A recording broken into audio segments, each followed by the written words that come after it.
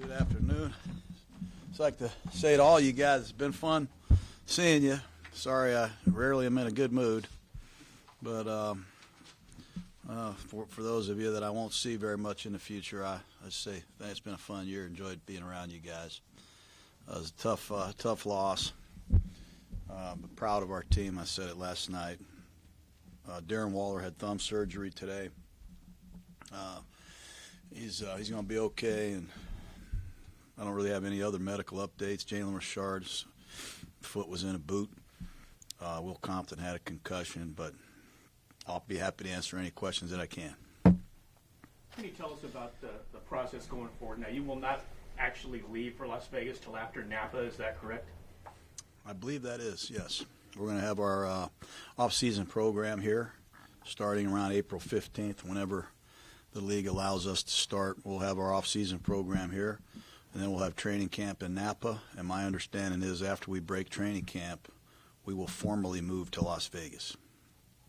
So I guess I will get to see some of you guys some more.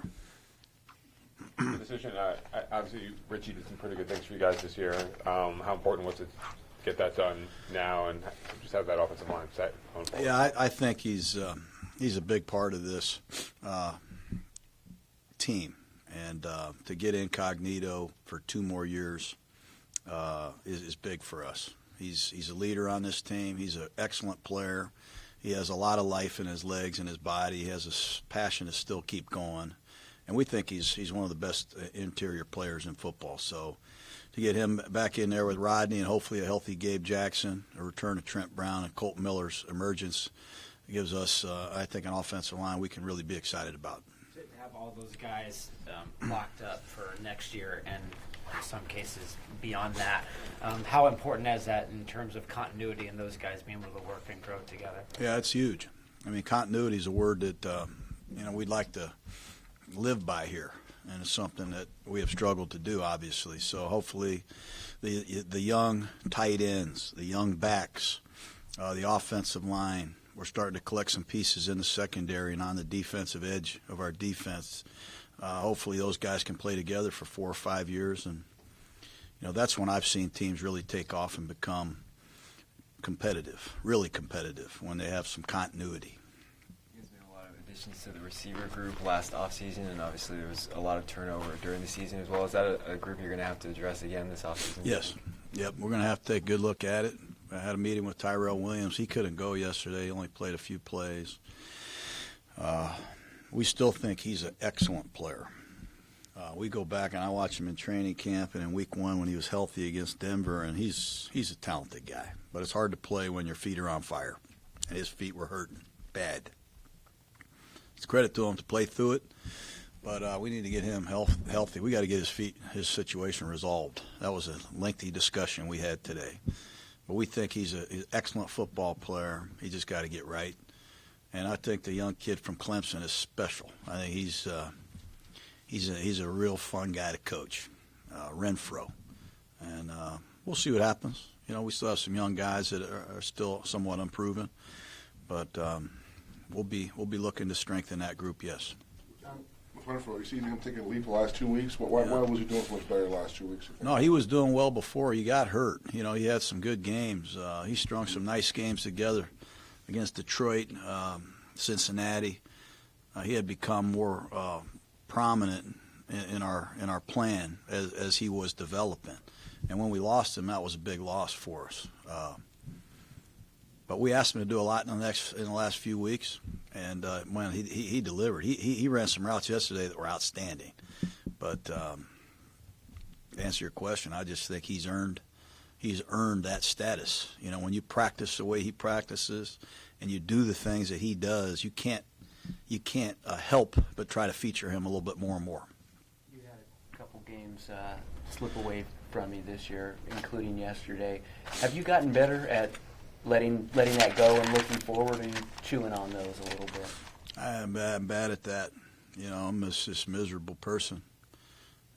For us to play, I thought, like we played yesterday, not get a win is, just very unfulfilling, unsatisfying. It's a terrible feeling.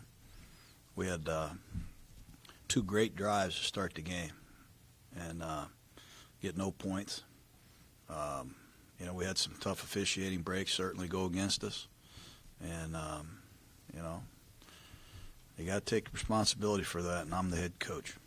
When you hit on the draft like you did last year, and some of the free agencies and moves that you guys made to close the gap that you did from last year to this year, how excited does that make you to attack it again this offseason, armed with what you guys do have in the draft? Well, it's exciting, man. We're really excited. You know, we are excited to know where we're going to be playing, and excited to have a city that is excited about having us. We can't wait, you know, to keep improving our team, and we're very fired up. You know, we have some resources, like you say, in the draft, and we think the Las Vegas Raiders, the Raiders, is a great brand for any player to want to play for. And we can't wait to continue building our team, and I know Mayock and his group of guys are excited as well. Losing 5 of the last 6 after being 6-4, is there anything that maybe a theme or something that you could identify that, you know, was kind of linking those games together, or like why you guys kind of slipped down the stretch? No, I think cold weather's one thing. We got to prove we can exercise that demon. We got to play better in a bad weather. I remember when I went to Tampa Bay, they hadn't won a game in the history of the franchise in temperatures that were below 40 degrees. And every single game we played, that's all we heard. And we're going to continue to hear it until we prove as a West Coast team we can go out on a cold day and win.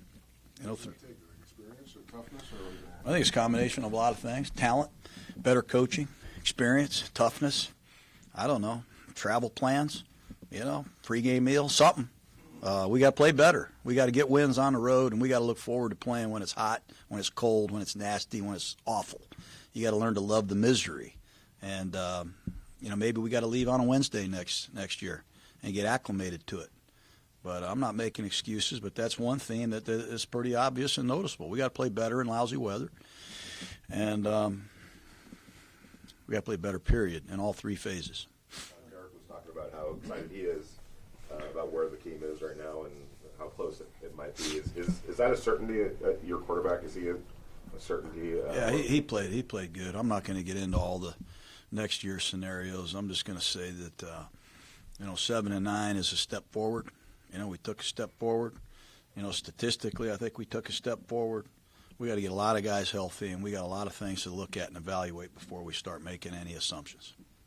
Where did he make his biggest strides? Is it Derek? Where did the biggest strides he made? What's Like I the said, next I step think for him? earlier, I think he played a more role as a coach on the field. You know, with all the change that we had around him. You know, we had different receivers almost every week, different tight ends, different backs, different linemen, and I think his patience and his ability to coach guys in practice and on the grass on game day was a real area of improvement. And he did some good things, no doubt. What strides have you seen from the defense the last 3 weeks? What they started playing a little better? Well, I think, you know, stopping the run. You know, everybody talks about our sack totals being better this year. I think Crosby had 10. You know, that to me is a jaw-dropping number not a lot of people know about. I mean, he had 10 sacks as a rookie. But I think we got more at-bats. We got more opportunities to rush because we stopped the run better. And when it's 2nd and 9 or 3rd and 8, it's a lot more fun to rush the passer when it's 1st and 10 or 3rd and 1. You know what I mean? So I think our ability to stop the run helped us. And the emergence of Crosby, Klee, I think our sack totals were a lot better than people think. How do you evaluate Farrell's rookie year? I think he's okay. I think he played pretty good. I think he had 5 sacks, recovered a fumble yesterday, batted down some balls, played good against the run. We asked him to do way too much early in this season. We had him playing inside quite a bit. I think if you, I don't know, that focus group that they have that studies all that, if you decided how many plays he played as an end and an inside interior defender, I think it would be surprising to some. He didn't do a lot of that at Clemson. You know, so I think next year when he becomes more of a full-time defensive end, acclimated to the scheme better, I think he'll show even more and more improvement. But we're happy we have him. We're really happy to have Farrell and Max and our rookie class, proud of them. But Mullen seemed to come on toward the end of the season. He was the brightest light of the whole thing for me. We traded Conley, which was hard to do early in the season. It kind of opened the door for Trayvon. And I think after the Tennessee game, when you watch the Jacksonville performance, when you watch him play against the Chargers in L.A. is impressive. What really impressed me is he got carried off the field on a stretcher in that game. And he's ready to practice, and he's playing on the road in Denver. And he played good again. So he's a tough guy. He's I think improved his level of play, his overall consistency, and he's got a huge upside. And to get our second rounder playing well is something I'm mostly very excited about. The team clearly made strides this year, but 0-6 against teams with winning records. How big is the gap between? Not many teams have a winning record, first of all. So you need to remember that. Not many teams in the league have winning records. I remember I got fired. I was 9-7. We had a winning record. There's only like 6 of us. You know what I mean? It's a tough league. They have a winning record. Chicago was 8-8. We're 7-9. I think the Colts are 7-9. I'm not going to put a lot of stock in who we beat. We beat Denver when they were undefeated, and we beat Chicago. I think they were pretty darn good then. That's all I know. It's a tough league. We'll take every win we can get, and hopefully we can close the gap on Kansas City. They're clearly the best team in our division. Let's do 2 more, guys. 2 more. Are you going to talk to anyone, any coaches that have gone through the transitioning a team to a new city and try to get a lowdown on? Not many people have done it. Yeah. Maybe call Jeff Fisher. I think we'll certainly we'll certainly try to seek some counsel from some people. But we're gonna do this together. It's gonna be fun. It's gonna be exciting. We're gonna do everything we can to get the Raiders, back in the Super Bowl. That's all I know. We're going to keep working. We got work to do, but I'm proud of the progress, and I know we got to play better in the cold and better against teams with winning records, but we also play pretty good at times. Do you plan to keep the coaching staff intact?